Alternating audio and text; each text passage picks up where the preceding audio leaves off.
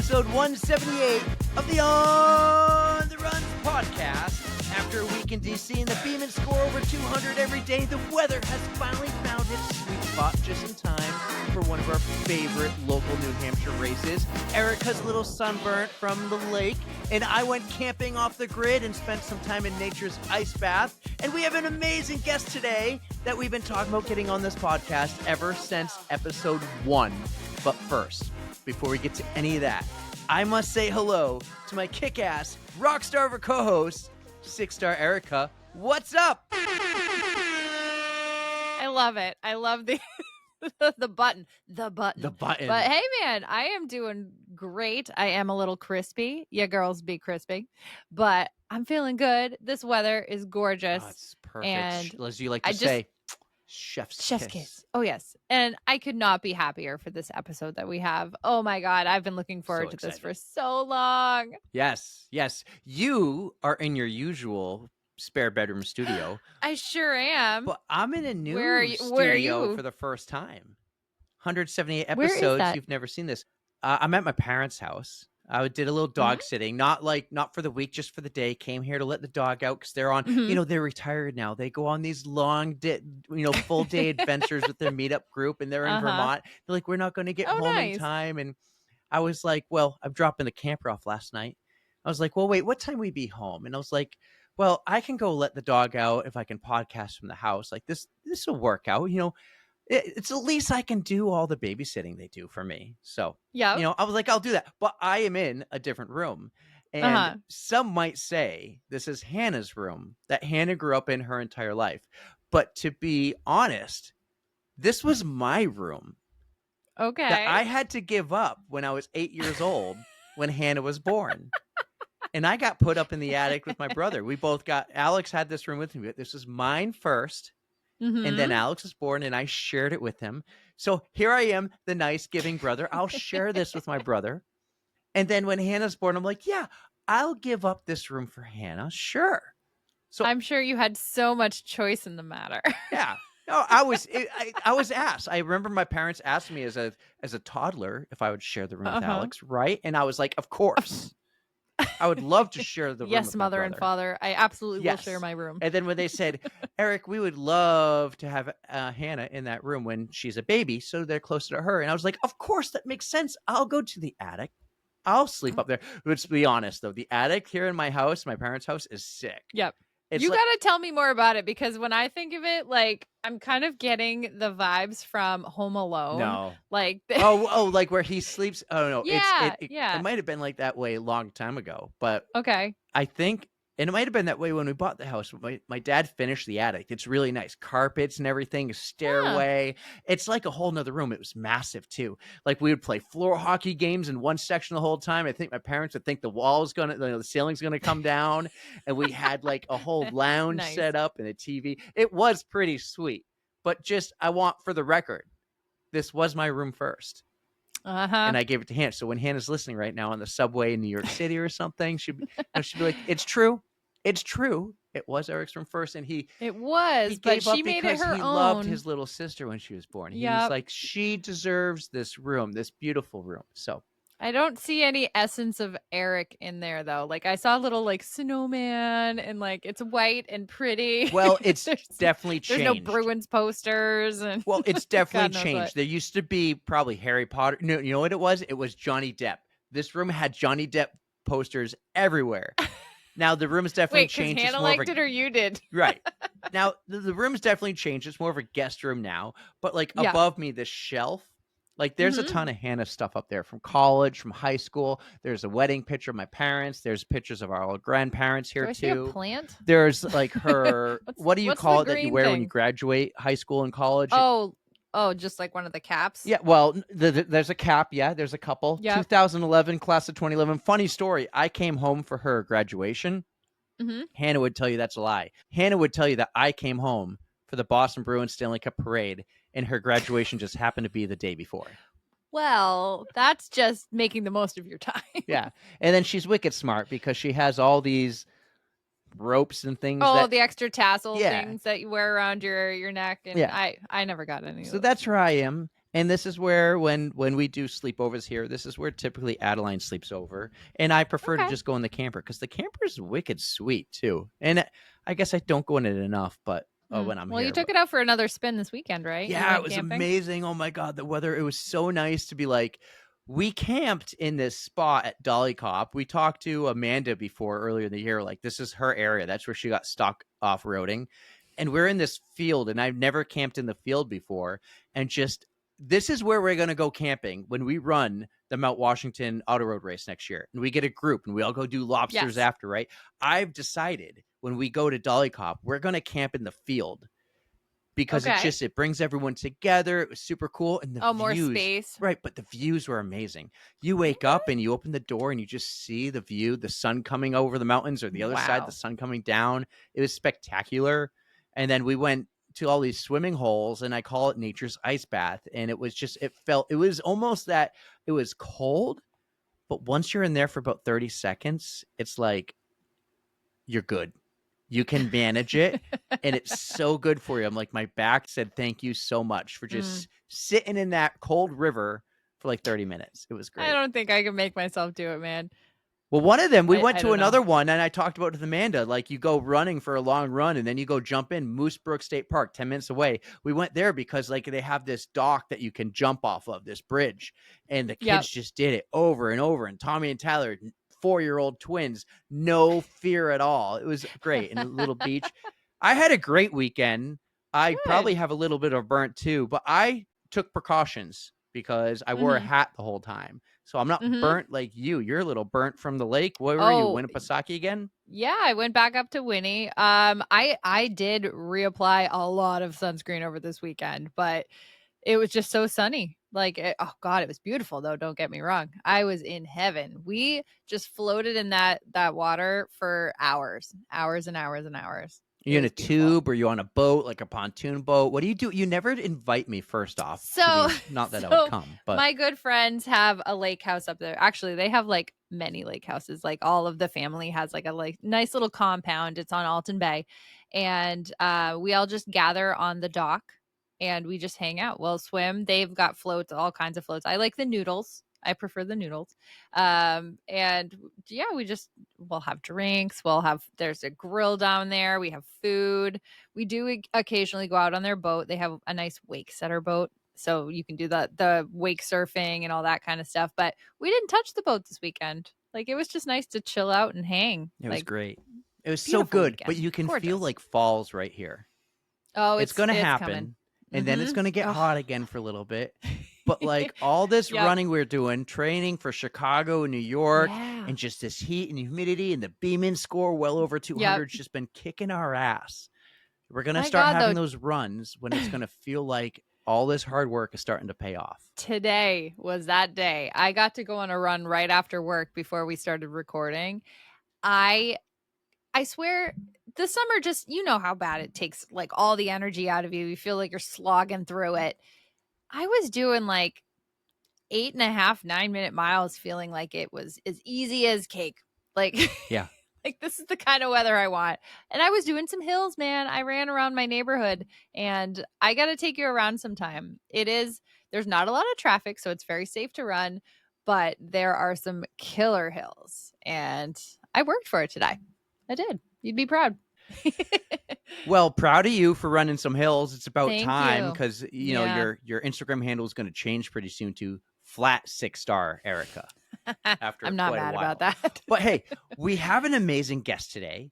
We have a few things to cover because we're doing it a little different this week. We're going to have 2 episodes. We got to go in person at the Millennium Running store and talk to John Mortimer himself, the owner, the founder, the mastermind behind Millennium Running. And he goes, hey, I blocked off 7 p.m. to midnight. I legit took advantage of every second of that block. You ran out of there at 11 because you're like, I got to do my run. But we had an absolutely amazing time with him. Oh my God, we did. I don't even think we touched upon it for quite a while, but we recorded in my happy place. Like, I was surrounded by shoes. not only was it cool to just get to know John a little bit better, get to know the man behind all of the races that we love to run, just being in such a cool environment to have this conversation. Like, it was so much fun. And we can talk about in the outro on Thursday, because we're 2 episodes this week, guys. And we'll talk about the logistics and everything that went into this, because it was so cool. We're in person. This is the goal. We were challenged to do it. Not like John didn't challenge us, but when this opportunity came, it's like, okay, here's a challenge. We got a little bit of time. Let's figure it out. But here's how this episode's going to go, guys. The first half is John's story because it was amazing. You're going to learn so much about him. And then on Thursday, we're coming back and we're going to drop the Millennium Running story because they're both so amazing. They deserve their own episodes. It's going to be great. And then we're going to come back on Thursday for our normal outro. And we'll just talk a lot of, this and that and everything. And I'll tell you about not just Nature's Bath, but Nature Peas and stealing Wi-Fi while camping and whatever comes up the next day or two for you. But you can't forget what we have to tell everybody. We have big news. Special That's right. News, we have big news. Not only is this going to be an awesome week of John and Millennium, I mentioned in the intro one of our favorite races because of the hills. We're going to be there. Just like last year we podcasted from the race in the back of that parking lot. Well, this year, the church, yeah. we're going to be right there at the start-finish line area. We're going to be recording the podcast, and maybe before, definitely after. We're going to have a little setup, 4 microphones. If you guys are there, come by, swing over, say hello. We want to talk to you. We want to hear how the race went. We're thinking we do more of these in the future, especially locally. So we're going to be there. And then also, Erika, unrelated, I guess, to that, but did you check out vlog number 1? I did check out vlog number 1. Oh, it was so much fun. I love seeing where your training is going and just all the hard work you're putting in. And I believe you've got another one coming out soon too, don't you? We do. Dropping tonight, vlog number 2. We're going to try to keep this weekly up, all right? So vlog number 2 drops tonight. So enjoy the episode with John. Check out the vlog, episode 2 of the vlog tomorrow, the New York City training. It's a little vlog takeover. Someone does a takeover on the vlog. It's going to be super fun and entertaining. I can tell you this, Erika has not seen this one yet, so I'm super excited. And then we'll be back Thursday. We'll be back in the outro just to say hi real quick, but we'll be back Thursday for the Millennium story. It's going to be amazing. What a week. I know I've been saying for months and months and months, big things are happening, but guys, these things are happening. They're coming. It all takes time. I love it. This is amazing. And we've been talking about this one for the last 178 episodes. We did it. We finally did it. We got the man. We got the legend.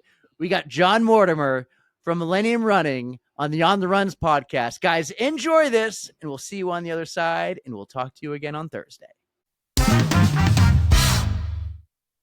Our next guest on the pod is a New Hampshire local that many of you have heard of before. He's an Olympic finalist, a Big Ten star at Michigan, and a New Hampshire high school legend who was part of one of the most iconic New Hampshire high school sports moments of all time. He's also the founder and mastermind of Millennium Running for the last 14 years. If you're at a Millennium Running race, you might see him doing a little bit of it all, from behind the mic all the way to cleanup. We are wicked excited to finally have on the podcast John Mortimer. Welcome to the On the Runs podcast. What's up? Thank you so much for being here. Was that like the guns? Yeah, boom, boom, boom. That's like my favorite button. He taught me the buttons the other day, and that's why it's all the way across the room. Well, I've listened to them so often that I thought I would hear them, but when you're here, you don't actually hear them. It's just on the audio for this. So yep, he gets to hear them with the headphones. You heard it. The headphones. So give me the guns. Give me.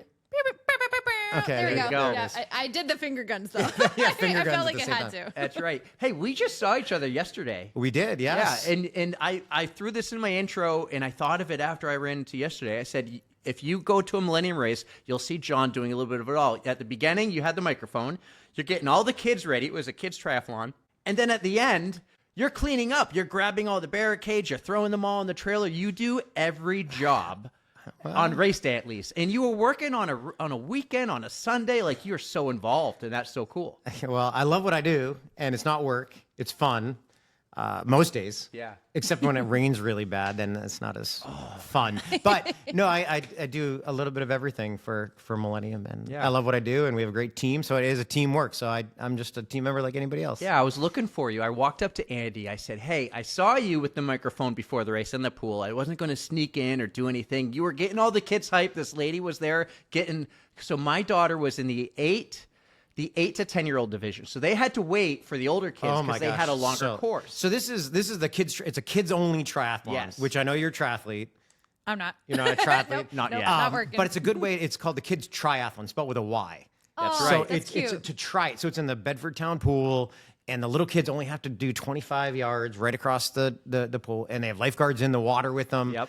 But the older kids go first, up to 15, and then ultimately the younger kid. But holding an attention span of a 8-year-old for 45 minutes while there is like That's impressive. torture.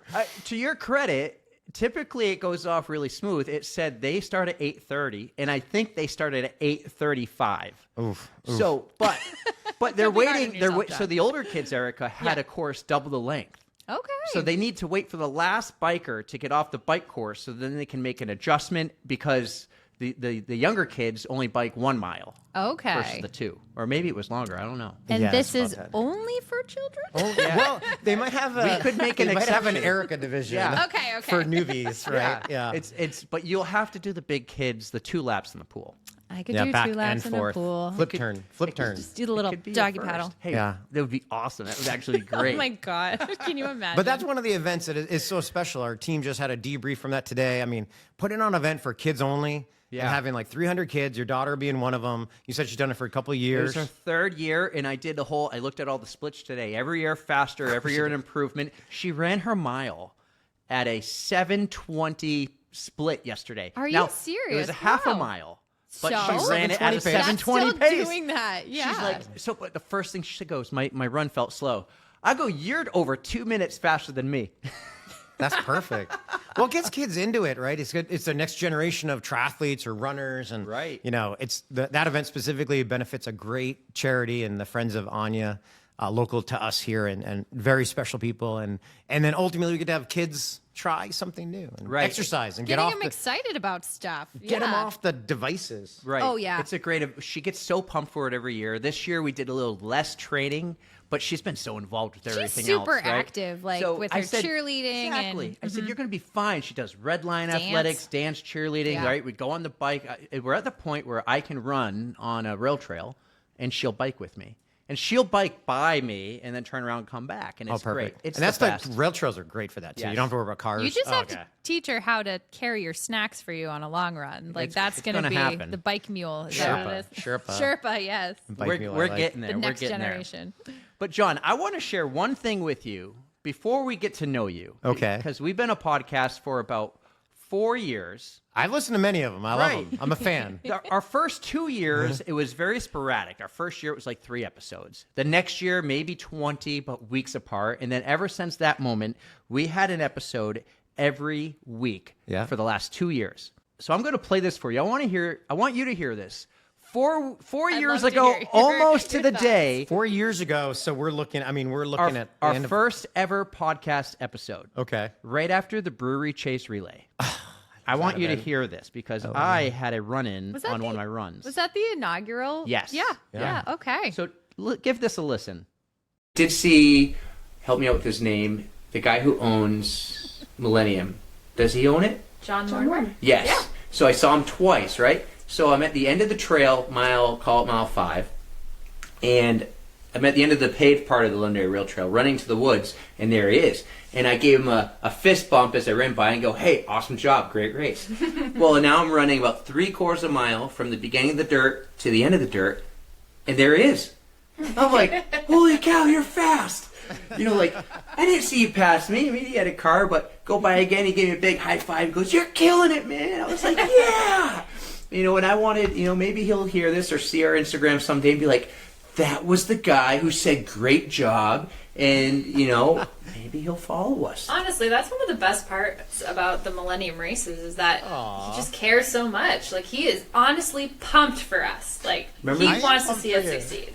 That was episode 1. Wow. Oh my God. Episode 1. I'm And so he's honored. still pumped for everyone who completes the races, am who pumped. tries the races, even if they don't get to complete. Like, my if you God. show Right. up with the intention of doing your best, you are there. For I them. think if you just show up, sometimes people don't even they show up. just getting there is the hard part. It is. Beat everybody on the couch that didn't show up. So. True. Yeah, that was my observation. First episode, I saw you. You're all around, running around, and it holds true today from what I saw you yesterday. Yeah. Throwing everything. You're not just like sitting in the back going on Caribbean island vacations when everyone else is working and making you money. You're out there too, working with them. You're not letting anyone else feel like, they're working for the man. You're working right there with them. Well, I tell you, I read a lot of leadership things. I try to consume stuff and educate, like how to be a better boss and better leader or whatever. And one of them stuck with me. It was like a cartoon. It was like the Egyptians carrying this big stone, right? And it was leader of and it was the Egyptian pharaoh on top of the stone, pointing like carry it this way, and they're carrying him. And then the other one was the Egyptian, the pharaoh was in the front pointing, carrying it with everybody else. Yes. And that stuck with me of like, if you want to be a leader of people and things, you got to do the work just as much as everybody else does. It's us. It's us. Yeah, I love it. I kind of follow a lot of those accounts on the Monday Night Media account. Like that's what I follow. So when I go there, I see more of that kind of stuff, that kind of content. I love it. But we'll talk more Millennium and pump Millennium's tires later. Oh, God. I want to get to know you. I want to go back in time. We like to go into the DeLorean, hit 88 sometimes, or that's the Wayne's World reference there. And we like to go. That's not the DeLorean. Yeah, Back to the Future, Erica. Come on, Like different movies. Erica. You enjoy me some more. Oh, he's. Erica gets one of these right now. I don't know which one that was. I can't hear it. You'll laugh when you hear it. Okay. But all right, I want to go back. I want to get to know John. Like, I know you were a high school star in the 90s, but were you born and raised in New Hampshire? A high school star. That sounds like an old has-been TV guy. You were a child star in the 90s. 90s kids. Now we you were hire there with people. Brittany and Justin. The Mickey Mouse. I was on Mickey Mouse Here we go. Clubhouse. Okay. Oh, God. Give us a little bit of your history growing up here. You're a local from New Hampshire, right? Well, yeah, I'm raised in New Hampshire from the time I was 4 to the time I went to college. So my youth and childhood was New Hampshireite. I'm a Granite Stater through and through. So, but yeah, I grew up in Londonderry, New Hampshire, not too far from here, and had a great childhood. Went through public schools in Londonderry. Right. Yeah. Thought I was Michael Jordan when I was younger, a basketball player. Okay. Dude, I even had the knee brace and I didn't have a knee injury. That's how Michael Jordan So thought you I were was. just rocking it. Okay. Yeah, I was like, I just need the black neoprene knee brace and fold it over just like MJ does. But I played high school basketball and youth basketball and growing up all sorts of different sports. And When did running become part of, when did you get involved in running? For me, it was middle school cross country. So I grew up playing ice hockey. So I only ran cross country. The gym coach was like, you should run and it will get you in shape for hockey. Sure. That's how I got into it. What was your introduction? Well, I mean, not too indifferent that, but by the way, hockey players make the grittiest runners, by the way. Yeah. They definitely, Are they throwing elbows as they go? Jeez. We'll get into it later, but I was a college coach and I had a couple of kids that used to play hockey and they just had such a high pain threshold. They would run through the wall. And Yeah. I loved that. That means a lot. Two guys, I loved them. But no, my intro to running was actually going back in time.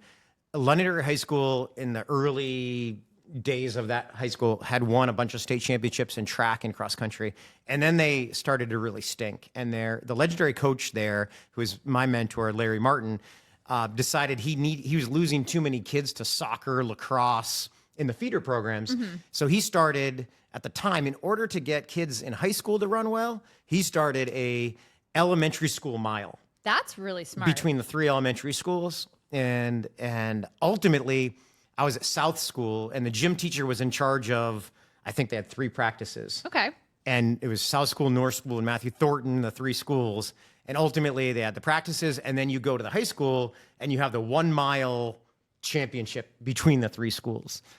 And I just was pretty good at it. So I recall I ended up, I think I was the top kid in South School going into the meet from the time trial we had. Right. And then we went to the high school and did it.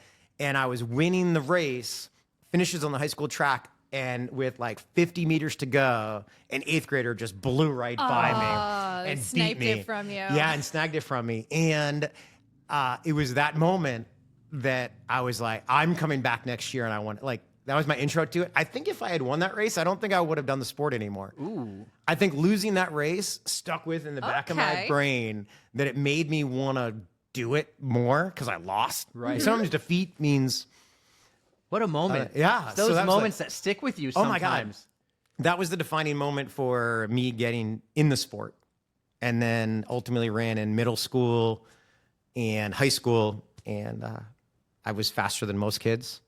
Yeah, so I want to know about that actually, because I think you competed in something called the Foot Locker National Championships. Was it just 1 year, multiple years? Tell me about that. Well, high school, again, I had this great coach, Larry Martin, at Lender High School, and he coached there for, 30 years.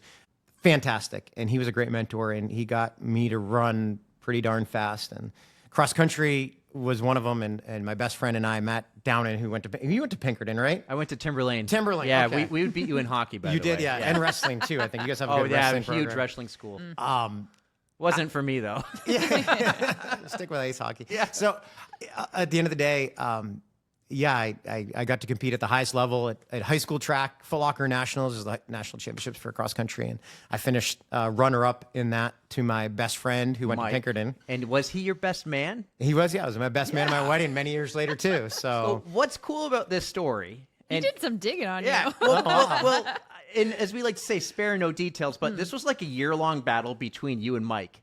And Matt. Yeah, and it went not only in New Hampshire, but it went national. And so this became a huge New Hampshire story. Like New Hampshire's so small. The number one. This is a huge story. It was a huge story. Hey, we're bigger than Rhode Island. Yeah. There we go. The number 1 and number 2 runner in New Hampshire, also number 1 and number 2 in the country.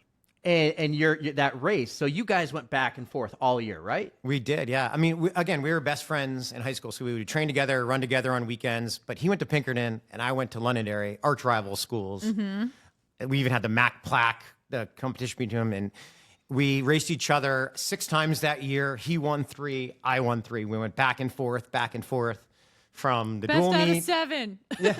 Yeah, best out of 7, right? All the way through. The division championships, the New England championships, and then Foot Locker Nationals as well. So went back and forth, and I finished runner-up in the country at Nationals to my best friend, which was pretty cool. Yeah, between all of that, you two were best friends. Yeah, like you never let the battle get to you. It wasn't like your arch rivals, even though you were, but you weren't. Like you had this friendship. Did you guys train together too in the off season? Yeah, we were friends. Like we were just talking before about just going for a run and talking. We'd just do long runs on the weekends together and hang out. We took trips together, and it was a lifelong friend of mine, and ultimately we did a lot of miles together. But it's like the time. They say, like, I was running in Passaconaway with him, and the bear came out, and I wasn't so much worried about the bear. I just had to beat him. See, there's always somebody slow. Always someone slower than you. I was told to ask about the bear story. So wait, was there another bear story? Because you just had a bear at an event recently. We'll get to that. But yeah. But was there another bear event? Another bear story? No, I was just joking. That's the whole analogy. Like, you don't have to beat the bear. You're right. You just have to beat the other person. He says the bear analogy all the time. That's like the typical Code Brant. Well, not typical. Well, I've used that as an example of. I've used it as an example of like, well, a Code Brown doesn't have to be an actual crapping yourself moment. In the literal term, it could be like a bear walks out in front of you and oh crap. And then we had one guy say like that happened to him. We're like, oh crap, what'd you do? And you just had one recently. But I find a lot of the best athletes in the world train together too. So you and your friend train, like in hockey, I'll go with hockey. In the off season, all the best hockey players train together. Yeah. Like they'll go, funny enough, they'll go to Arizona. And then they'll go where it's nice and warm to play hockey. And they train twice a day, and then they go play golf and everything, and then they go train again on the ice. And you notice like McDavid and Crosby and all the best players, McKinnon, they're together. So sometimes running with the best runners in the world kind of pushes you and makes you better. Well, they say that you love your competition because they bring out the best in you. Yeah. Right? That's part of it. This reminds me of, I'm gonna mess up the names, but Connor Mantz and who's his running friend? Like they just like won the Olympic trials together. Absolutely. Ran the entire thing together. They're like best friends and always like just cheering each other on. You're pushing each other, right? So you have someone there doing it. You actually like them and you respect them. It's not like in some sports there's someone to like referee between the two or stop you from achieving something. There's no one stopping anybody else. They're just helping each other get better, which I think is pretty amazing. And you develop mutual respect for that. And But more than anything, you develop a relationship over time. And that's what I think the coolest thing about our entire sport, well, any sport really, but like you develop these great relationships because you're experiencing the same thing together. And that's, I totally agree. so I had that very good fortune with Matt down in high school and then continued a lifelong friendship with him to this day. Yeah, well, I was just going to ask. I was going to say cover years. It's been 30 years, but you're still right? friends with him today. I know. We were just on a text today. Yeah. Is he still local, and does he run your races? He lives actually in Delaware now with he and his wife and 3 kids. So he's, awesome. And he's in the industry of running on a technical side of it, on online registration area. So all right, very cool. So small world. Still involved in the sport. Yeah, very cool. Yeah, and his kids run. His daughter's a fantastic athlete, and that story I got from one of our good friends on the pod, Jamie Staten. Jamie told me he did stories on it on like the 10-year anniversary, the 20-year anniversary. He did. He did. We carried that one out. It's probably coming up on coming up on 30 years now, so we got to revisit that. That's so sweet. Yeah, but no, it was a lot of fun. It was interesting because there'd never been 2 kids from the same state to go 1-2 at nationals ever. There's only 32 kids that make nationals. Put New Hampshire on the map. Yeah, and a small and at the time New Hampshire had only had like 2 people ever to even make nationals. So wow. They only take 32 out of the whole country. Out of the whole country, wow. They take 8 from each region at the time. Now they take 10 from each region. There's 4 regions, and that goes to the national championships in San Diego. And we went 1-2, and it was fun. It was in San Diego. Yeah, that's amazing. That's where the plaque is at Top Gun. You know. Yeah, exactly. The best of the best. It's actually not that far. It's literally right down the street from the Air Force Base. Oh, that's so cool. Way. Hotel cool. Del Coronado. He's the Top Gun guy. Yeah. He knows all the weird. I always like to say, you know, do you have any Top Gun like? One day. You gotta have some He hasn't even put a fart noise on there for me, and I'm so disappointed in him. Honestly, I can't unhear that. He's got work to do. The thing is, I would do Top Gun references all the time, and it would just go right over her head. I did eventually watch them, and the 80s one is just super cheesy. Couldn't get over it, but I did enjoy Maverick. That was a great movie. That was a good movie. Fun. That was a good movie. I understand your Classic. love for it. Classic. Well, if we're gonna do quotes from stuff, we at least have to put some Billy Madison or Tommy Boy quotes in here because I can. Such classic movies. I can't. You know what's funny is I can't wait to play one of my twin boys. His name's Tommy. Oh really? I can't wait to play Tommy Boy for them when they can get and understand. When he's got hey Tommy, quit playing with your dinghy. Yep. I called Tyler Ty Man, and I call Tommy Boy all the time. So I think of that, you know, Chris Farley, and I've been seeing a ton of Chris Farley content lately because of Adam Sandler and Happy Gilmore and everything. I love it. So I want to hear more about where he went from high school, because we didn't touch upon where he went to college. Not only that, but like you ran D1 college. So what was that recruitment process like too? Oh, that was awesome. Yeah, what influenced your decision on where to go? I felt so lucky.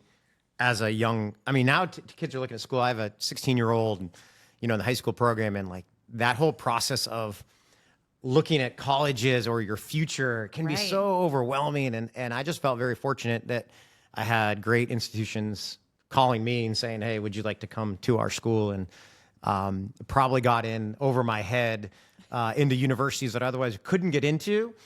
When it comes to admissibility. If they're come knocking, you're going to answer. And it's flattering to have, Harvard and Stanford and all the best academic institutions saying, hey, we'd love to have you come here, as well as, and ultimately I ended up choosing the University of Michigan and having a full scholarship to go to U of M and run cross country, indoor and outdoor track there. That's amazing. That must have been cool because you got they call it the big house, right? Oh, the football stadium, yeah. The big house, and then you got a huge, it's a huge sports school. And in the 90s, I remember watching all the time because they're the Wolverines, right? Yeah. So they would always have the striped helmets. Yeah, the winged helmets. Yeah, right. They still do. They still have that. Don't worry. Yeah, nice. it was Nice. as a kid growing up in the 90s, watching a ton of college hockey. Michigan was the top. Michigan and Boston University. Yeah. So Michigan has a great hockey program, great football program. So in football, they've won more football games than any other school they have over 1,000 wins. No one has come close to that. That's insane. They're the most successful college football program in the history of. Some say Alabama because they have more national titles, but yeah, you chose Michigan. Have you ever gone out that way before? You're in New Hampshire. A lot of kids here go to UNH, go to Plymouth, Keene, maybe some of the schools in the greater Boston area. You don't typically hear of many going far away and then coming back. Yeah. Well, I mean, I loved the choices I had. I, again, literally could have probably gone anywhere. But I was looking for architecture as a major. I got that in my notes. Yeah. Very cool. Little known fact.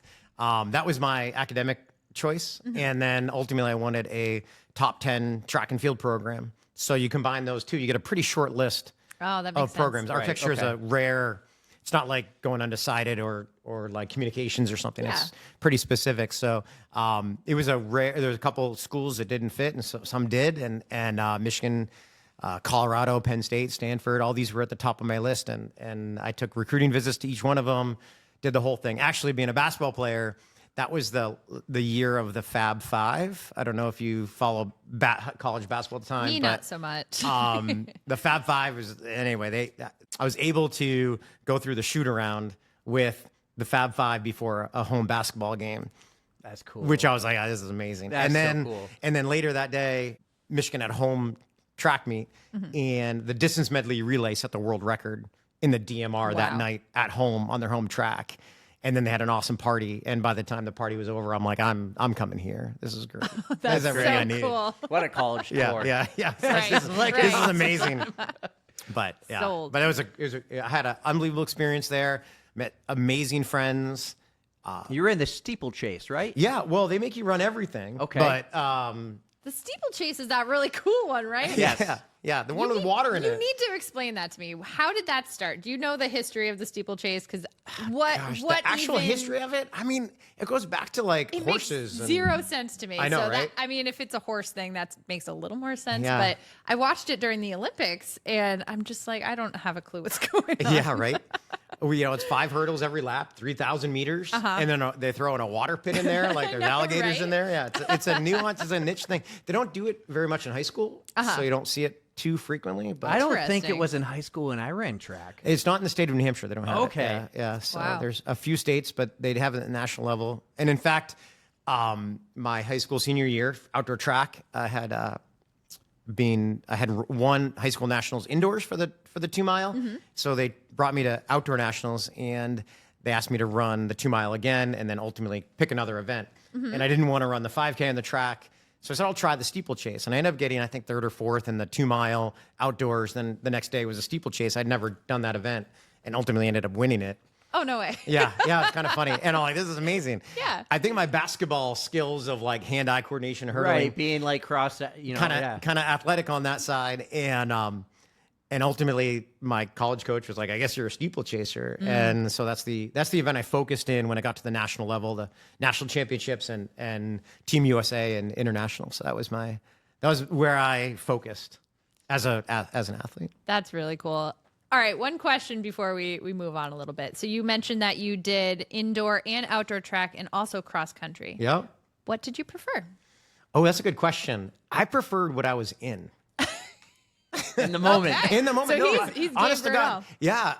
I loved cross country because it's grit. Collegiate cross country in high school, it's like it's so pure, and it's just times don't matter Okay. in cross country at all because It's really just beating. every course like, is different. Yeah. It's uphill, dale, up, down, muddy. It could be hilly, flat. And it's just you against the competition. And it's a Yes. team sport, so it's the top 5. So that's a whole different animal. And then Gotcha. indoor track, I grew to love indoor track because it's like almost like a going back to basketball. It's an environment that's louder. It's enclosed. It's 200 meters, so it's a shorter track. Okay. A little bit like roller derby, a little bit more contact. Okay. So I always found that to be just stimulating and fun. Bank tracks on there, so it kind of feels cool.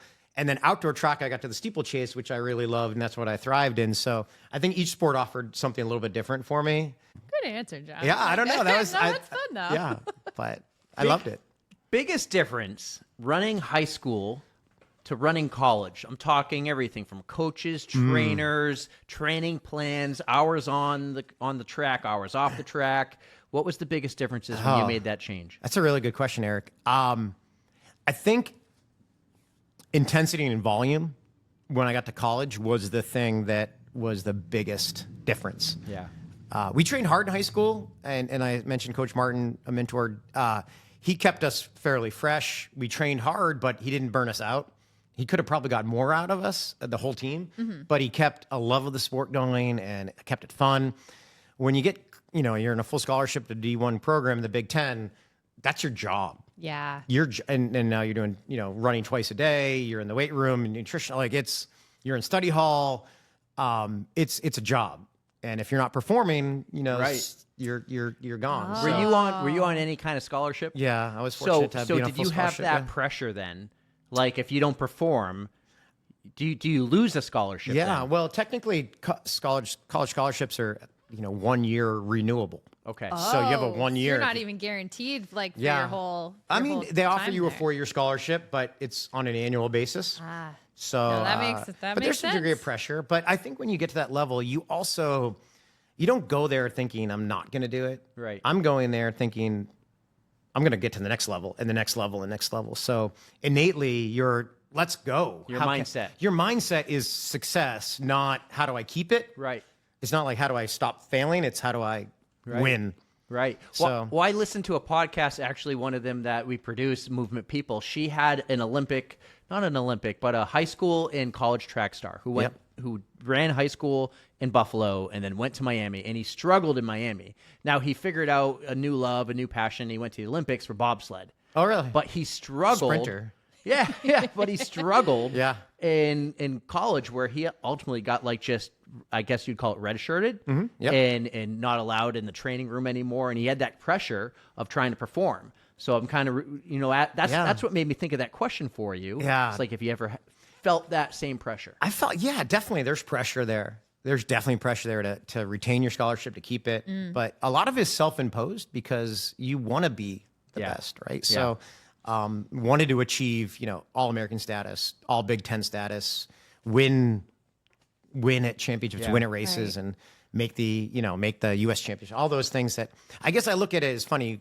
What I do now is not in running that we see is not like hyper competitive all the time. Yeah. It's very participatory. It's you versus your potential, but it's not necessarily about winning. When I went through college and ultimately ran professionally, it was about my job was to win. So it's very professionalized in that aspect. Right. So run faster and win. So did you win? I won my fair share. What were your well, I didn't dig too deep into the Big Ten in college, but what were your steeplechase still, I believe? Anything else? Yeah, I mean, I was, I guess humble brag. I don't know. Hey, let it out. Yeah. Spare no details. I mean, I won 6 Big Ten championships individually. You know what that deserves?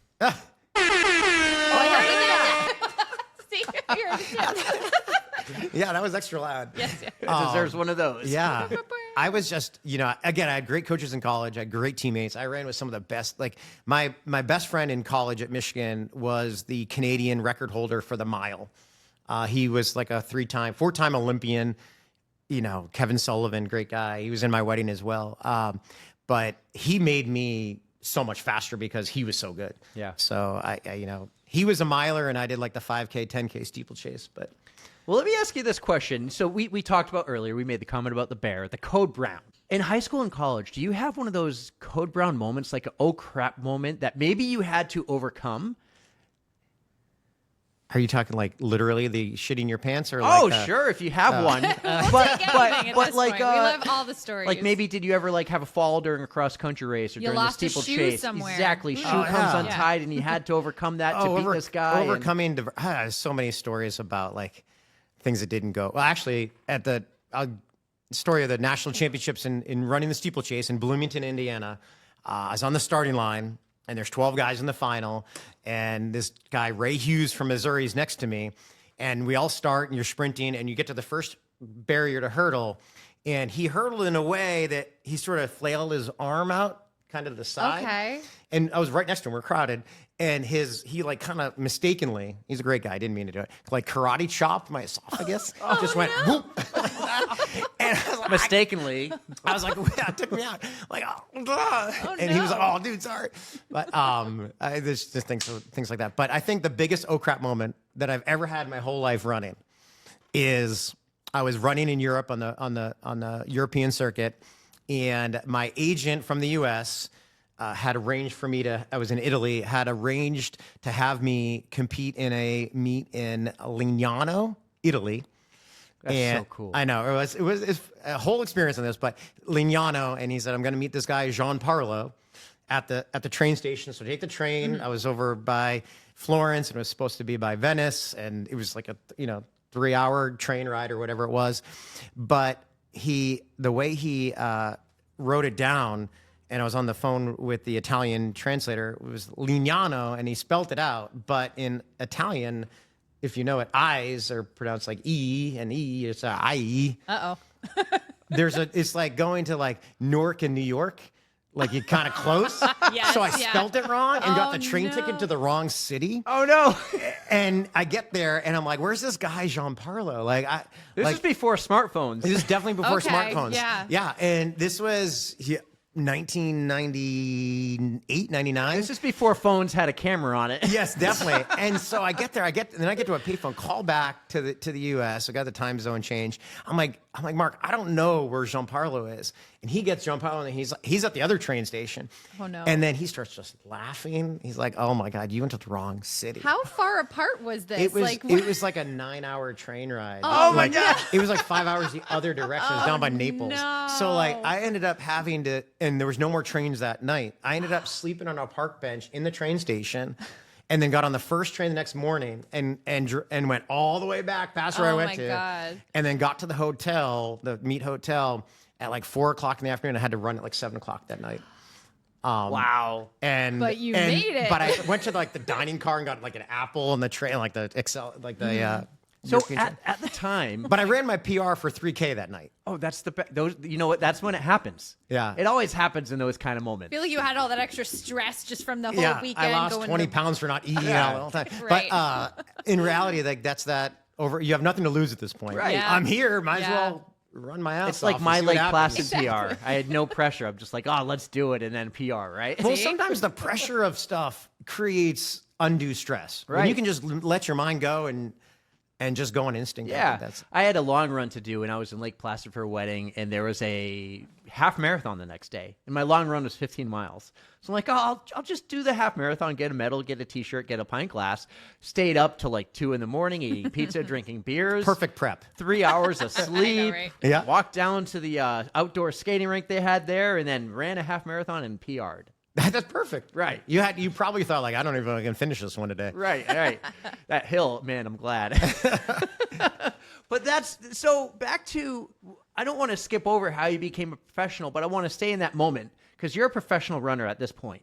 Yeah. So the pressure again, like, do you feel the pressure to get there on time for your race as a pro runner? Like we know Mark Dubrick, like he needs to perform to continue his triathlon career. Sure. Like, did you feel that pressure? Like, oh, you're 9 hours in the wrong direction, and I don't even know. Did you have to pay for your own way to get out there? Because Mark would have to pay for his own way to get out there, and he'd budget his flights and everything to have the best, have the greatest margin of difference. Well, there. there's a business behind professional sports, professional running. There's a huge business, and I was lucky enough to be sponsored by Adidas when I graduated college, and signed with an agent and signed with Adidas, and they have travel budgets and Perfect. different things, a small salary, but you eat what you kill on that. Right. I mean, the salary, the contract, it wasn't like a LeBron James contract. There's nothing about that. It was like basically paid for my apartment that I split with a guy, and there's enough to put food on the table, put gas in my car to get to practice every day and train my butt off, in hopes that when you run fast enough at certain races, certain meets, there's either bonuses in your contract, you get paid for it, or you win prize money at the race. So That's true. we would pick out, my coach and I would pick out races that we knew had paid out prize money. I mean, when you think about the Boston Marathon, these guys and women aren't just running the Boston Marathon because they want to run Boston at that point. They're running because there's a $100,000 prize purse. Oh yeah, and I'm sure Or you it have goes 10 deep. sponsorship deals and anything could come out of that. Yeah, and sponsorship deals are diverse when it comes to, they have time bonuses. If you break X amount of time, like PR by X amount, you get X amount of bonus. Some of that can roll over to your contract to next year. Yeah. But you also have reduction clauses in those contracts. This is a true thing. So, your base salary will get deducted if you don't hit a minimum threshold of times or performances. Like if you're outside the top 10 rankings in the US, you'll be reduced. Things like that. Now, this was all before you met Jennifer and before kids, right? Yeah. So at least you don't have that pressure of supporting a family at the time. So you're kind of just living your life. You're running, you're going around the world, you're having a blast. Yeah, it was, I mean, I enjoyed that part of my life dramatically in terms of being able to try to be an Olympian, try to PR, chasing dreams, trying to become the best athlete, best runner I could be. That's was my mindset. And really, I didn't want anything more than the small apartment we had and a massage once a week. Where were you living? I was living in Ann Arbor. You know, I graduated from Michigan, and then was living there for a year, and then you know, things kind of turned a little bit for me on my health in the health front, and moved back to Boston. Okay. Wow. But So making running a career is such a huge goal. Did you ever do anything with your architecture degree? good question. My dad used to joke, "You just draw flies." Like attract them. Like, yeah. Do you have one of those? Didn't. He does have the rim shot. The rim shot. There you go. Oh, That's what it's called, the rim shot. I thought that was something different. One day I'll memorize it without looking, but I had to look at that one. Yeah, no, this building for, you know, someone told me, ask about this building. Maybe we're in, by the way, if none of you are watching, if you're listening, we are in the amazing Millennium Running store. Yeah. We made it a solid 45 minutes without mentioning that I am in my happy place right now. We got the I'm candy shop. surrounded It's by the candy shop. shoes and sweatshirts and beautiful Run New Hampshire gear. How I haven't spent $1,000 here already, I don't know. It's the Well, gift I shop. just spent 45. It is. It's But the gift shop. I'm going to shout her out because she's amazing. Bridget told me that you might have had a little bit to do with the design of this store. Maybe there is a building being put in the back. She didn't tell me that, somebody else did actually. That you still have your degree, and you have, it seems they talked about like a love for it, even though it's not your career. It's not my career. Yeah, I graduated with a degree in architecture. But I have a creative, I don't think they teach you in architecture, like, they don't teach you T-square and design buildings. They teach you creativity. That is great. And That's you can really, apply that anywhere. You know, they said they can teach any chimpanzee to draw a straight line. It's really like how to think creatively and critically around problem solving things. And that's what I think they taught us more than anything as an undergraduate at U of M for that. And that has stuck with me quite a bit. I was going to say, definitely important skills. it's a skill you could probably still use today. I use it a your lot. business, and we'll get there. I use it a lot. I find it. I have because I was art and architecture was the degree that I was in the School of Art and Architecture, and so there's a big art component to that degree. And so I see things creatively on designs, on logos, and Sarah Sheldon, who is our creative director, she probably hates that about me because. Are you micromanaging? Well, like, yeah, it's a problem. But here. I'm like, I like this a little bit better. Or, have you thought about this? Or I try to be creative, but she does amazing work. Yes. John, I'm the same way every time Erika tries something. And I try to encourage her to do it. I still try. So, but, you know, funny enough, I did practice at an architectural firm in Boston when I moved back after college. Yeah. Okay. So, kind of getting to know me, I guess, right? So a lot of people don't know this background to me, but at the end of 1999, approaching the 2000 Olympic trials, I was ranked third in the U.S., one of the favorites to make the Olympic team in 2000. What do we like to say, Erika? Not a big deal. Well, I was only third, so it wasn't a big deal. Still a pretty big deal. That's three for Dale. That's a podium. Yeah. So I was, you know, very hyper focused on making the Olympic team. That in 2000, I got injured at the end of 1999. I had a torn meniscus. Oh no! In my right knee. So was this when you were already sponsored by Adidas and you were going pro? It was right at the end of my college career, going pro, and they signed me, and I ended up needing knee surgery. Oh no! So I ended up having a torn meniscus. They repaired it, had complications, an infection. I had a second surgery on that, and to fix what didn't work out the first time. And I was so eager to get back to, and again, life lesson stories, like learn from these mistakes and whatnot. And I was so eager to get back to that podium that I wasn't listening to my body. I was pushing through everything. I was actually cross-training 3 times a day during that time. 3 times a day? I was on the bike. Oh. I was in the pool and on the elliptical, and I just rotated that every day. Yeah. Just, that That's a those lot. those That's trials a lot, were not John. too far away. Yeah. Right. And it's hard not to do anything. Right? Yeah. It's so you're thinking, I'm in the pool, I'm doing this, I'm doing that. You know, it's so hard not to do something. Mm-hmm.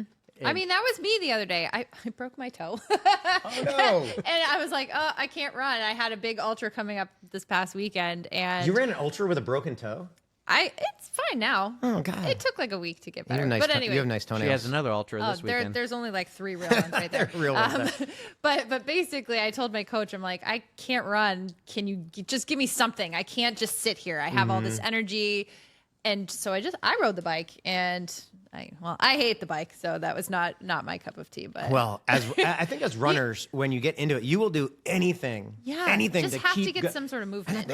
And I think it's also like once you've gotten addicted to that, there's worse things to be addicted to than exercise and running. By the way, it's not the worst thing in the world, but you just create like I just feel like I need it. You don't feel the same movement. You need something. Yeah. And so ultimately that year, that season, I was cross training my butt off, and I was complications of my knee surgery, and ultimately I was on anti-inflammatories as well. Oh, okay. And I ended up developing a kidney ailment from the anti-inflammatories called membranous nephropathy. So basically, the inner lining of my kidney was damaged by the naproxen that I was taking, and that scarred it, and it made it that there was a 33% chance that I needed a kidney transplant. There was a 33% chance that it would get better with medication, and there's a 33% chance that it would just remain the exact same. So in those couple months, I had gained 25, 30 pounds of water weight. Oh. This is like a little known story about John that people don't get to hear very but and I had this contract with Adidas, and they were saying, you might not ever run again. Oh my God. And my like earth was shattered. Yeah. And I immediately pivoted, living in Ann Arbor, and I put resumes out to architectural firms in Boston. Okay. And I got a job at a firm in Cambridge, moved back, lived with a high school buddy of mine who lived in Cambridge or Somerville as well, and immediately started working at this architectural firm. Mm-hmm. And I did that for about 6 months. How's the kidney today?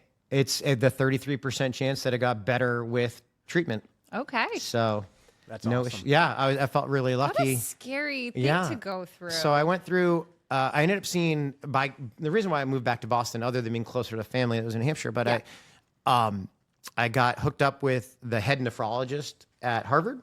Okay. Kidney doctor, nephrologist. And he was doing, most of the people that have this issue are like elderly patients that have been taking a leave because they're arthritic. Right. And they're like old. Yeah. And like, and here you are ankles. in what, your 20s, yeah, and you shouldn't running be 100, there. I'm running 100 miles a week, and the head nephrologist was like, you are going to be I'm going to write about this. So he actually published it in the New England Journal of Medicine. Wow. The treatment, a lot of experimental stuff that we did with controlling blood pressure and stuff. So I was on medication a lot, and it was a long journey of probably a year and a half going through that, and what time was this? What year? 99, you said? This is 2000 now. Yeah. Into 2000, 2001 that I was working for that firm. And so one of my best buddies that I was living with, Ted is his name.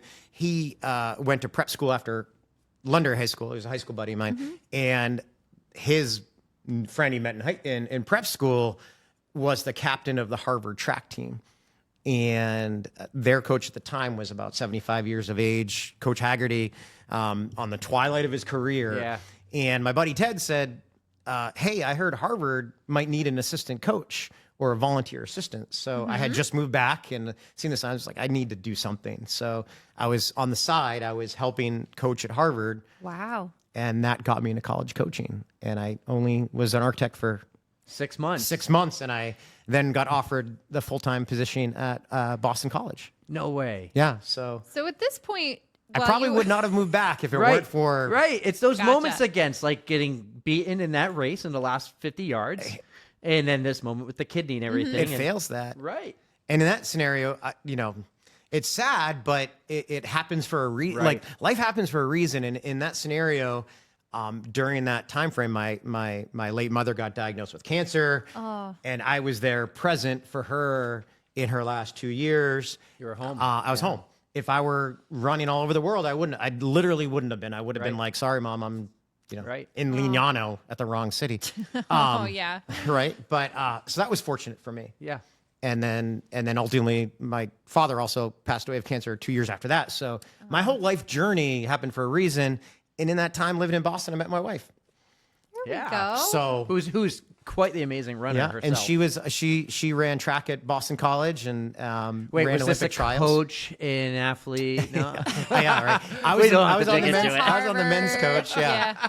Yeah. She was on the women's track team. I was the men's coach. So about 5 years older than she is, and That's a really cool story. we started dating after the Olympic trials in 2000. That's awesome. Your Olympic trials. Yeah. Like let's not skip over that. That's what I wanted to find out. After you were recovering from your kidney ailment, your knee surgeries, were you allowed to do any running at that point? Yeah. Or the treatment that the nephrologist put me through was all symptomatic based. Like I started to feel better. I was running a little bit better. I was coaching the men's track team. Yes. And I was only 25, 26, 27 at the time, and 26. And I'm like, I'm actually starting to feel good. Like I'm running with the guys. I'm like, the old man still got it. Feeling a little peppy today. Right, Yeah, feeling my old self. And slowly started to run faster, and then ultimately hopped in a couple of races. And actually in probably when I was 2004, 2003, had the best year of running. And I still retained a sponsorship, this time with Reebok. okay. And I was later in my career there, and my last couple of years in the track were my most successful track and See, field there's times. always I a PR'd, comeback. Yep. Yeah. If you put your mind to it, you So can were get you back into it. competing in, like, you see occasionally they have the track and field world championships. They might be in LA. They might be in were the Hungary the other year, Erica, right? They were in Hungary. Budapest. Budapest, yeah. So were you doing that at the same time? that You're level, yeah. competing those, and then you're working your way for the Olympic trials. Yeah. How'd that go? Yeah. I mean, the way the Olympic trials work is you have to qualify a certain time, and then they take a descending order list, and then you go through the Olympic trials week. And same as the U.S. championships. Like right now is the U.S. championships as we're filming this right now in Oregon, Yeah. Eugene. So just like that, and I mean that experience of big meets all over the world Had to and be so cool. on TV, and people watching it is super cool. Did they ever give you like TV training, interview training? This is how you talk to a reporter when they ask you questions. You say this, you don't say that. Right. Don't forget your sponsors. Yeah, well, definitely, the sponsorship thing is a big deal, right? Like the logos or the shoes. You see athletes when they get done running. You see this in Olympics. Olympics are sponsored by Nike, but you don't have to wear Nike shoes when you're in Olympic teams. So you'll notice next time you'll see like the sprinter take off their shoes. It might be Adidas, right? And they'll lace them together and throw them over their shoulder during the interview. You get the so they have the logo. Adidas shoe, and they happen to be covering up the Nike swoosh right there. Yeah. There's It's all about some product nuance. placement. There's some nuance to it. Okay. Why you see the NASCAR drivers, drink the water like this. And you're a big NASCAR fan. Yeah, just perfectly. Perfectly Dainty. placed the They logo. don't normally drink that daintily. Yeah. That's great. But yeah, no, I am a big NASCAR. I worked in the sport for a few years, had a blast, got run over only once. Oh my God. And Talk about oh crap. It was an oh crap That's moment. a code brown if I've ever heard one. and that's why He got pretty hurt. yeah, I did get pretty hurt. And that's what got me back here. Were you like pit crew? I was Jackman. That one. Not a big deal. Rim jobs and Jackman shoes. It's a rim shot. Rim John, shot not- Jackman. No, I was for 3 years. I was working my way up, and That's a big deal too. it was like, cool. It was so you gotta cool. be, they recruit like college football players, like linemen for Yes. some of that stuff because you gotta be Yes. so quick and strong. It was Yeah. all, and that's how I learned about it. And I promised my mom I would go to college for 4 years, get a degree, but then I could go down and do it. And I did. I actually had a class in college. This isn't about me, but I'll share this with you now. And he's like, "All right, you guys got it. Remember Monster? You could have a Monster account. You got to create a Monster account. You It's got to like Indeed. Yeah, but- you got to yeah. find the job and do all this. Or are you going to go to school here, or grad school?" And I said, I did my whole report on me going to NASCAR school, pit crew school. And that's awesome. I think I was the only one who followed through with my report and went down North Carolina, Wow. did that school, did that training, and I couldn't believe like I was in Daytona a few months later, pit and race cars, and I had a blast. Traveled the country mostly by van. Got to fly in some of those fancy private jets in my last couple of years, and then I got run over, broke all the fingers in my hand, my wrist, my foot. Probably. Oh my god! I hate to laugh at it, but I've heard the story a lot. That's like when they like peel up. Yeah. He God. came down for the pit stop and he never stopped. Oh man! So my own driver. That's brutal. But no, it actually. What's funny is I got. Wait, was it a famous driver? His name was David Starr. Okay. The only thing famous about him is his last name Starr. Like, there's nothing about him. He's just a star. Yeah. It actually opened the door for another opportunity because ultimately I lost that job because I was injured. And you lost the job because you got run over. Yes. Jeez, that sucked. Yeah. Did you get workman's comp for that? No. Be a jack man. No. You can't. I didn't pay a penny in medical bills though. Like, I didn't have to pay a penny. Yeah. But that opened the door for me to work for Joe Gibbs Racing. Later that year, which was pretty cool. And everybody knows who Joe Gibbs is. Nobody knows who Erica's like, no. Famous football coach, many Super Bowls, and now many NASCAR championships. So I did that, but ultimately that's what led to me coming back home to New Hampshire, which was around the time you started this company, and we'll get there again later. But I want to talk more about you and more about your career. The Olympic trials had to be so cool. And then what happened after that? Like, was that the end of the road for John with professional running? Which events did you try to qualify? Well, so I had qualified for the 3,000 steeplechase at the 2004 Olympic trials. So those are the steeplechase was the events that I made U.S. teams in '97 and '98. Such a cool sport. It's just so weird, but I love it. She never knew about it till a year ago. I mean, the Olympics. But now, I was watching everything. Yeah, I was watching now she's just like all the time when she hears, she's like, ooh. Well, I have to say, like, when you get a USA like that is from a pinnacle of a career, like getting a USA jersey and putting that on for the first time. I can only imagine. Oh my God, I get like emotional talking about it sometimes. Chills. But I have one framed in my office of my 2 uniforms. But it's this cool thing where you get it and they give you all this swag, all this amazing stuff. You think of the swag that you get a race, like you get a whole bag full, a travel bag of all this cool stuff, and you put it on for the first time. And I think just about everybody that has ever made a team does this. They go in the bathroom, or in the hotel room alone, they put it on and look in the mirror. Yeah. And it's like, cry a little bit. Oh my God, yeah. It would be like, and I think that's like, hey, look, I made it. I know. And I don't know if it's like this for everybody, but you know when you watch the Olympics and then you have the podium ceremony and let's pllaying the national anthem. I was never able to podium at any world championship level, anything like that. But when you see that and you see the athlete tear and like someone asks me a question, my kids will talk to me. I'm like, I can't talk right now. Like it's so overwhelming. I think just that so being able to represent the U.S. and be at the trials, the U.S. championships is just, that was like the highlight of my running career. It's kind of cool when you look at the entire thing from the beginning to that point. Middle school, that the elementary school mile and everything that led up to that, all the factors that, maybe at one point you thought you weren't going to do it anymore and then you got back into it. Like, it's kind of cool to talk about that story, share that story, and hear the whole thing, and then go back and remember those moments and memories. Yeah, a lot of people don't know my full story, or they see me from running events, and they know me as the guy that moves barricades and drives the truck, or does what. He's just a regular worker for Millennium. The owner's really somebody else taking a paycheck. Yeah, we've had sometimes if I'm not at a service, like an event we're helping out. Someone says, John here, and they're like, no. Oh, where is he? Oh, we've had some restructuring. And they're like, they say that to you? Yeah, no, they say it to a friend. They're like, I hope things are okay over there. Well, this is why I love having these kind of conversations, because you do get to learn so much about somebody who you just may know in passing, and they have such a deeper part to them. Like there's a history. So it's so much fun to get to dig into it a little bit. It is fun to talk about. Well, 4 years ago when I played that clip for you, back from episode 1, like that was what we knew about you. Mm-hmm. You're the guy who built this. We didn't know. He didn't even know what your name like. Who's that guy? What's his name with the guy? Just like, wait a second. I thought at that point I would know how to edit, but we didn't edit a thing back then.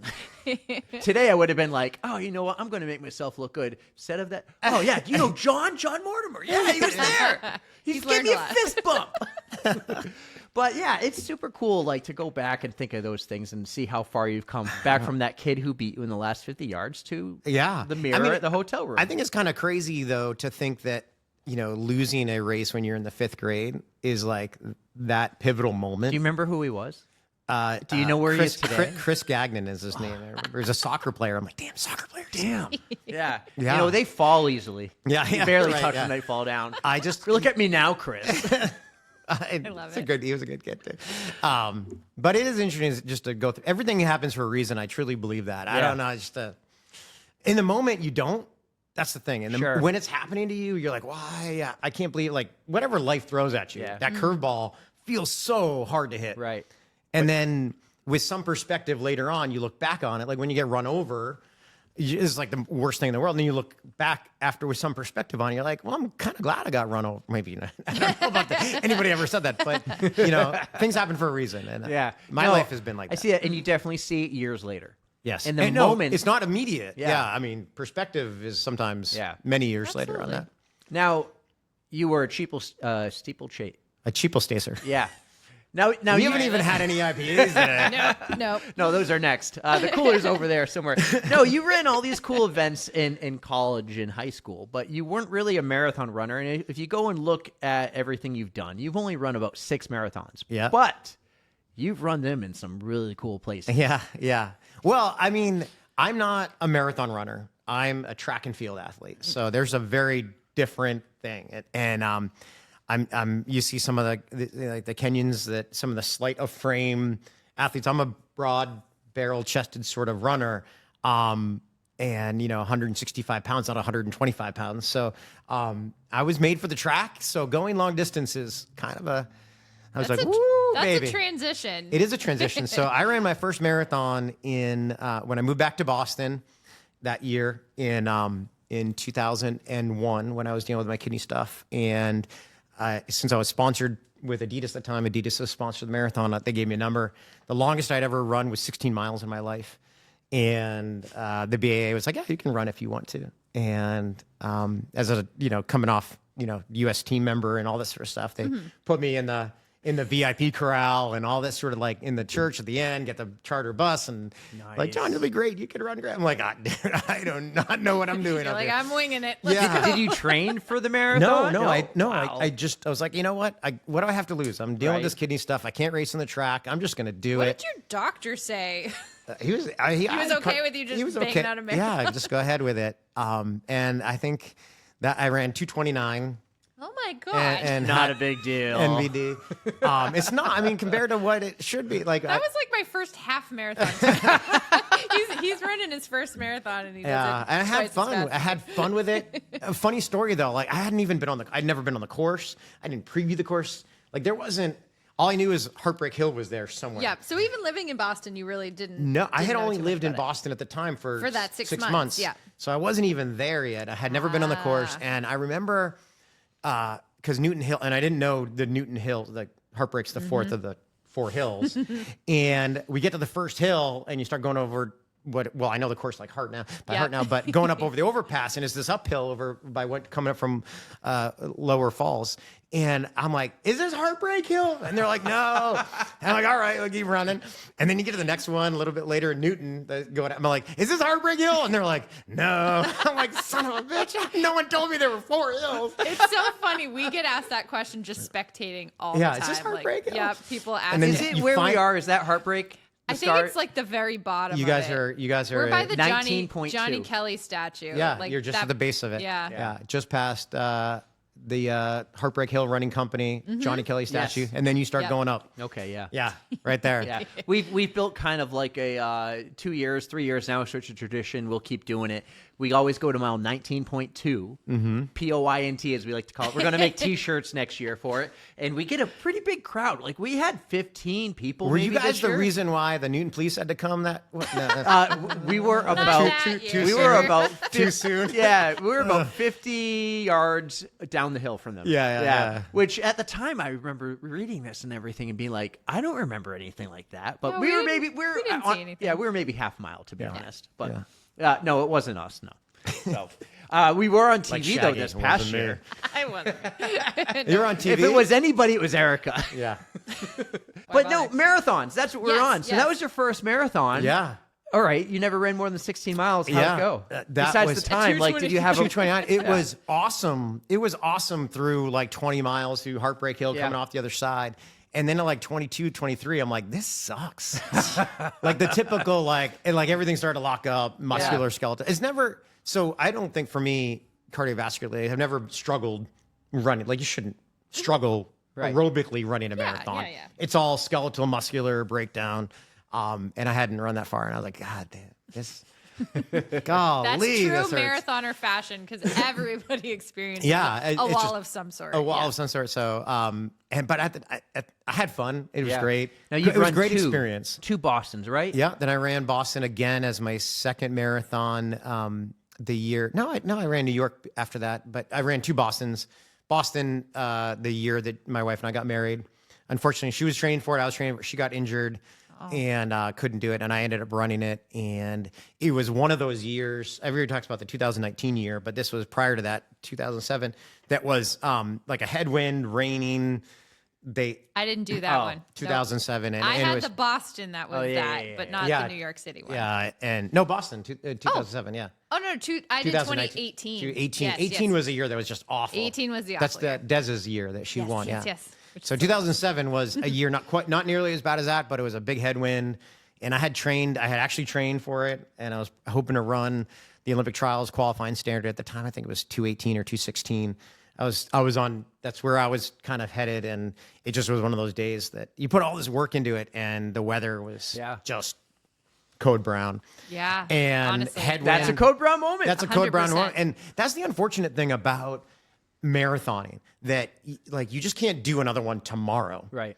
And where track, like if you're on the mile, 5K, 3K, like the next weekend you can lace them up and get after it. Or the trials didn't go well, you'd run better in the final. So, but running is actually, have you heard of that book, the article in Runner's World, the 5K is freaking awesome? I don't think so. You haven't? Oh, she's a book reader too. You're a book reader. So Lauren Fleshman, who I do. You know Lauren Fleshman? I have a book by her. Yeah, super talented. Good for a girl. I think it's her she's book. awesome and a huge role model. And she was a great athlete at Stanford. She was about a little bit after me collegiately, but phenomenal. She has this great article about the 5K is freaking awesome because she was on an airplane. Just I guess short story. She was on an airplane and sitting next to some guy. And she obviously was attractive. She had like running look, and he was like, "Oh, you must be a runner." Yada, hitting on her, and she's like, "Yeah, I run. I run." No, she's an Olympian, by the way, at 5,000 meters on the track, and she's like, so he says, you run. You must have you run a marathon? She's like, "No, I run 5Ks." Like very humble, right? I run 5Ks, and he's like, "Well, I've run Boston." Right. And started to like mansplain to her basically this whole, and I love when this happens. And the value, she's just like biding her time. And you have to read the article. I'm not doing it justice, but I think the short story of it is like the 5K is an awesome event and you can really enjoy it. You can do it a lot. You can put all this work. Your value as a runner isn't just in the marathon. Right. And but the mansplaining part makes it. 5Ks are so difficult. Yeah. Honestly, I have a worse time running a 5K because it's so short that I will go balls to the wall, all out, and go like crawl. Totally anaerobic. You're anaerobic. Yep. Crawl across the finish line. Physiologically, it's very different. It totally is. Totally different. Yeah. Right. Yeah. Everything when I Ironman trained was based off like my 5K PR. And every 4 or 5 weeks, I'd have to run another 5K, and I hated it. Oh, and Scott would make me do it, and I would be at the Signale at one, the Delta Dental now, and he'd be like, "All right, no, you got to focus on this," and I would have someone else watch that line, and I would be like hurting up that hill, and I'd be like, "This sucks. Why do we got to do a 5K test?" 5K makes you tough. I think it makes you. It's like gut wrenching. Yeah. If you do it hard, it's but I mean, a 5K, but depends if are you couched a 5K or are you running really hard? I mean, but do you hold the New Hampshire 5K record? I think I used to. I held it for about 27 years. Got recently eclipsed by Scott Jenkins, I think last year. Okay. Yeah, but I held it for That's a good run. From 1997 to 14 something, right? Was it 14 minutes and change? 14:21, if I'm not mistaken. Wow. Give him a freaking clap one there. I get it. No, he gets this. How loud is that? The clap's too. No, it's not. The clap is too long. Okay. So I think that was my junior year in college. and I was home training, I was home a little bit, and I ran the at the time it was the Health Source 5K, then became the Cigna 5K, now the Delta Dental Elliott 5K. So the corporate 5K, it was in 1997. So wow. 14:21. Yeah. So that was on the roads, though. So when you get to run on the track, you get to run a little faster. Yeah, so. no, that's true. That's true. So I don't want to skip over a couple of these other cool marathons because you've run at the very, very top of the world. Yep. And the very, very bottom. Yep. North Pole, South Pole. North Pole marathon just last year. Yeah. Awesome. And did you jump in the water after? I did. Oh, yeah. God, that's so cool. A polar That is plunge. the coolest cold a polar plunge. Yeah, definitely. Literally a polar plunge. And then I was able in 2019, was fortunate enough to run the Antarctica Ice Marathon. Yeah. Wow. As well. So what was it like going down to Antarctica? Like everything, the whole process. Did you have to go to Chile, then jump on a plane? Exactly. And what was the like landing there like? Because we've heard stories about how the debt reception with the white snow and ice, you can't tell. And it feels like Mars. Yeah. It feels like Mars. Like if I can imagine what Mars is like. I was very fortunate to I know someone that is just super generous, and she gifted me this opportunity along with some others to do the Antarctica Ice Marathon as an adventure in 2019. And That's so cool. But it was very cool, fly to Chile, and then you get on the way we did it that year, a Russian airplane called an Illusion 76. I don't know if you've ever had anybody talk about that. I saw it because Wyatt went on one. Oh, because he just did the same thing. Oh, that's one of those. That's that plane. And the reason why it's like circa World War II cider plane, but where the Antarctica Ice Marathon is on a glacier towards the center of the continent, not towards. A lot of people get to Antarctica by boat over Drake's Passage, really rough, but they go to like McMurdo Air Force Base on the coast, so they get to it by boat. You go fly way over this and land in the center of the continent, which is a glacier. So the runway is a 3-mile ice runway. That So doesn't you land sound on a dangerous runway, right? at all. Like it's worse, like when you see like JetBlue just went off the. I know, right? So this airplane is designed that it's a reverse thruster engine, so it doesn't have brakes. It just slows down slowly, so it doesn't go. That's really cool. But we were there for 3 days and ran the marathon, and it was that is so cool. amazing. Sleep. I don't like camping. I'm not a camper. I don't like insects, and I have a feeling you didn't have any issues with that. I don't like. I'm like a hotel. I like turn down service. Yeah. Like I wish I had that all the time. I don't think there's any convincing him to come to Notchview with me. No, like it's not going to 3 days happen. of No, I'm not a camping camper. and- He doesn't like those deer But flies. you did have to stay. Yeah. Oh my God, the deer flies. The green ones just gotcha. But you stayed in a tent for 3 nights. And, Wow. and But then ran the it had marathon. to It was be amazing. like it was it a tent? It was. Or Yeah. was it like one of those bougie tents? No, it was like a like two-person like. Like a little tent, and when you Two cots in it. Oh my God! Yeah, okay. Yeah, with like a -40 sleeping bag thing. Yeah. So you were camping in Antarctica, basically. Yeah, with 65 other people. Yeah, it was pretty cool. And, Well, but it's an amazing experience. You get close, body temperature keeps you warm. What was it like being upside down the entire time? Talk about code brown. So it was amazing because you have to. Well, I guess we're going to talk about The it. tinkle pot. Yeah. Oh yeah. Oh yeah. You can't. They take you like you can only pee in one and you poop in another. It's the hardest thing to do. Because I get that. I get they that. take all the waste with you. How can on you the take plane a to number leave. 2 and not go number 1? I totally get it. It's hard. You got to really. It's focus. Yeah. It's hard. Yeah. Oh man, the Yeah. struggle is real. The struggle is I real. am not like. Tell me about your time in discounting that at all. Antarctica. Well, let me just tell you, going to the bathroom was awful. Yeah. But amazing, they take everything in the plane, they take all the human waste and they put Yeah. it back on the plane and fly home with it. So you can't leave any, there's like no trace, Yeah. right? Which Yeah. is amazing. It's like a sterile environment. That is leave no trace on steroids. Yeah, it's very cool. That's crazy. That had to be such a cool experience. But that would be. But you're not running, I mean, you're right, it's all on ice. Yeah. Or We groomed. were told it felt like running on sand.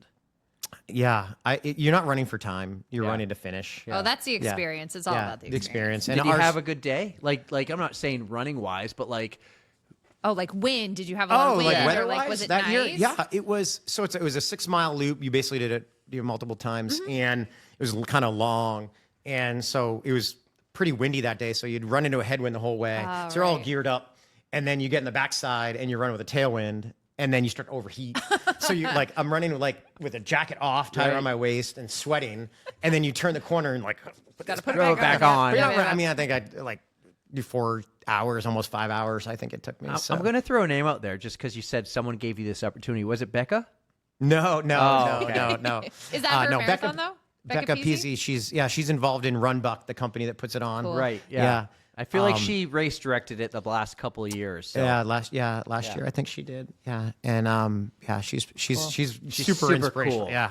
Yeah, and super gritty and does a great job with it. But I was fortunate enough to be gifted that and amazing opportunity to do it with friends and then ultimately just last year did the North Pole Marathon.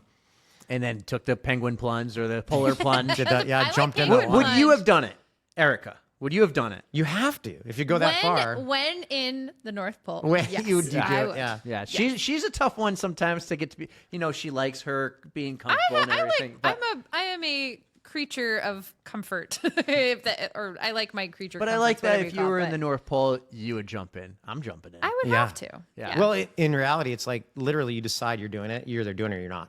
Like there's no one ever. There's goes, no walking up and then turning around. Yeah. You're like, I'm doing it. Mm-hmm. Yeah, I'm doing it. It had to be so cool. Yeah. And speaking, we just mentioned Becca. She just did it the other day. Yeah. She did. Just happened. I follow them on social. That's cool. Runbuck. They do a great job. Same company, but those are unique experiences because you're running a marathon with 35 people. Yeah, that's not like running Boston.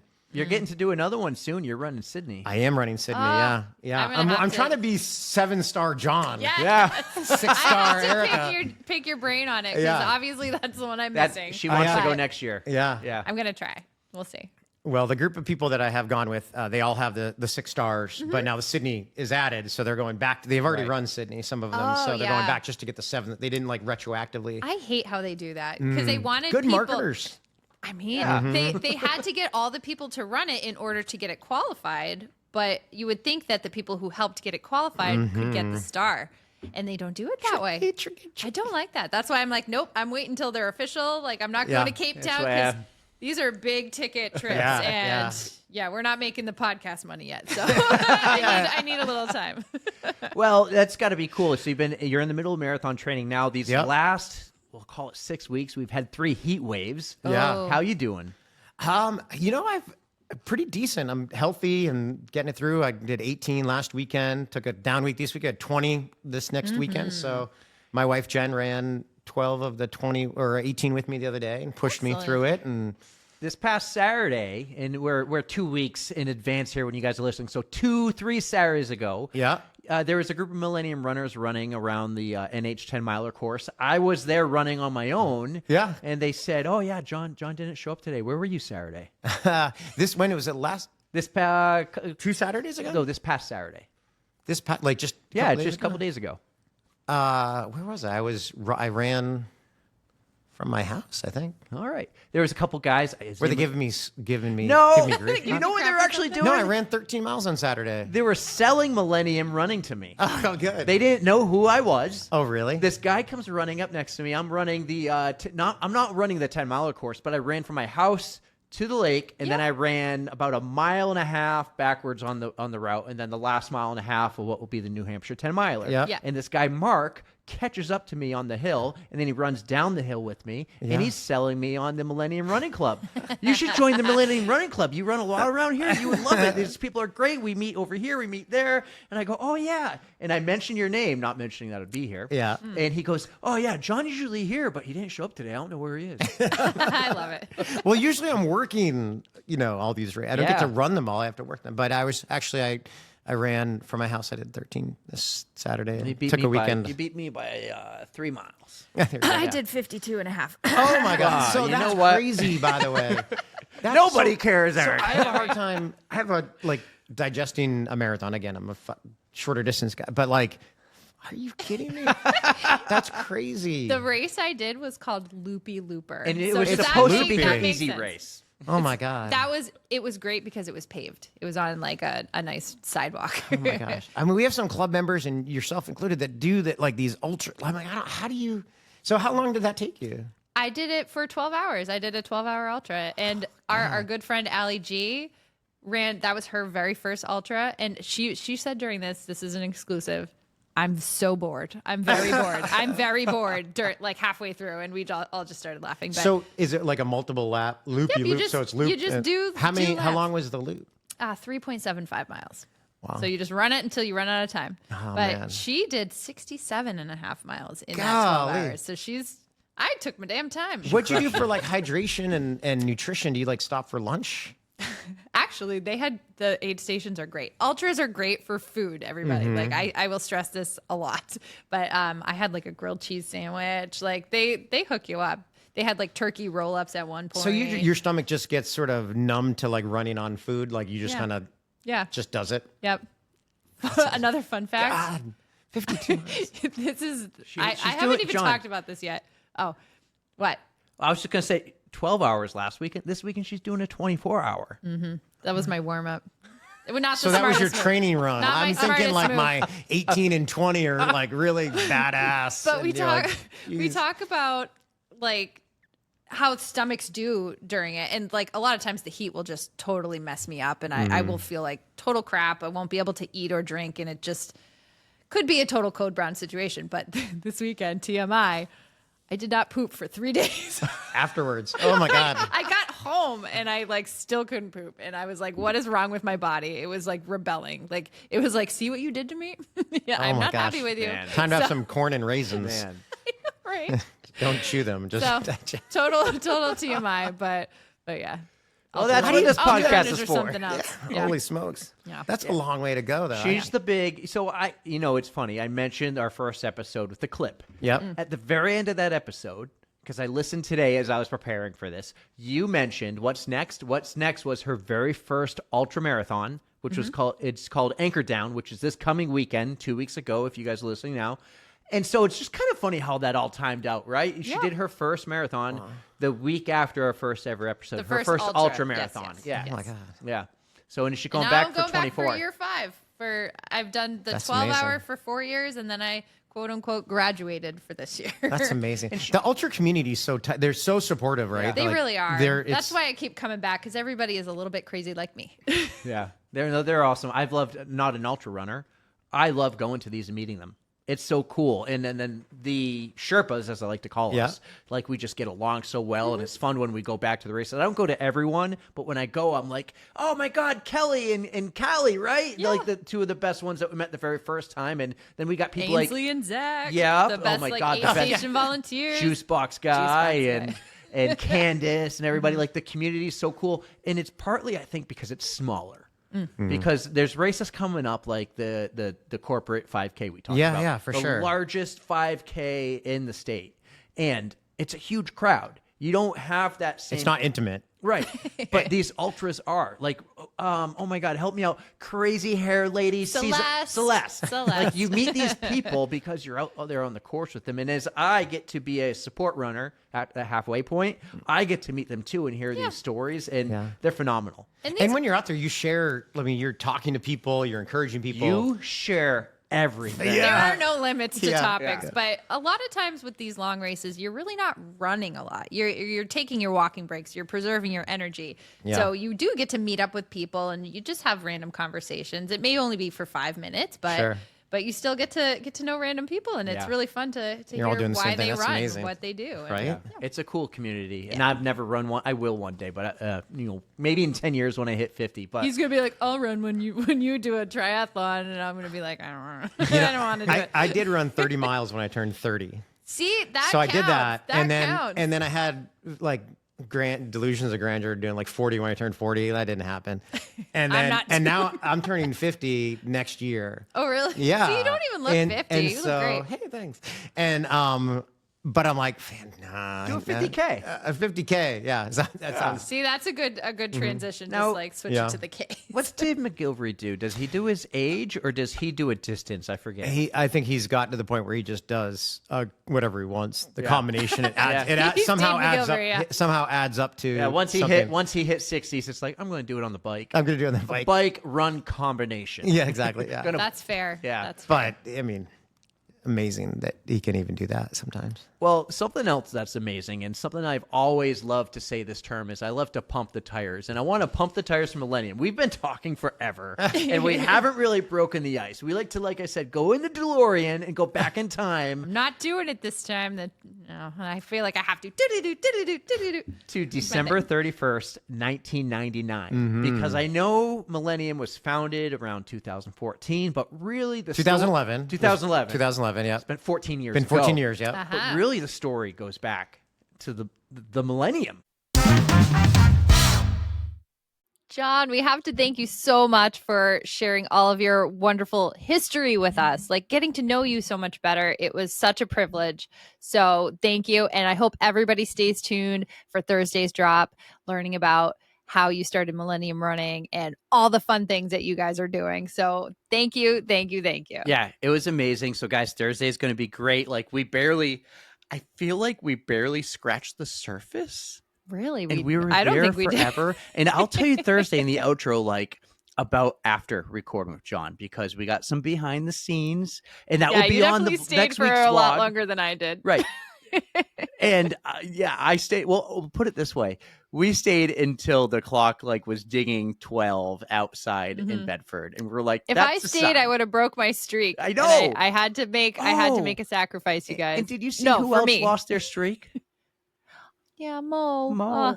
He did it he had to. Yeah. Getting his body back. Right. Especially back to health, with Chicago coming to some big events for him. So guys, though, amazing. What a story by John. Like I know a lot of you know him because he's at Millennium. He's on the YouTube or the Instagram and Facebook, and you just see him there because he has such a presence. He's super friendly. But none of you probably knew all those stories, like getting on the wrong train. Can you imagine? Amazing. Anyways, he handled it well. Yeah, I hope you enjoyed the first part. I don't think we've done a two-parter since Mike Beeman. So go figure, they're buddies and they can talk. I can talk. We have a good time. Guys, Thursday, the entire Millennium story is going to be out. It's going to be great. And then Saturday, we'll see you at the New Hampshire 10-miler podcasting live from the race. I'm so excited. This is going to be amazing. And then we have more big news in about a week to announce. It's going to be great. Erica, take us home. We hope you guys enjoyed that. Thank you so much for listening. You know we love you. Don't fear the code brown. And don't forget to stretch.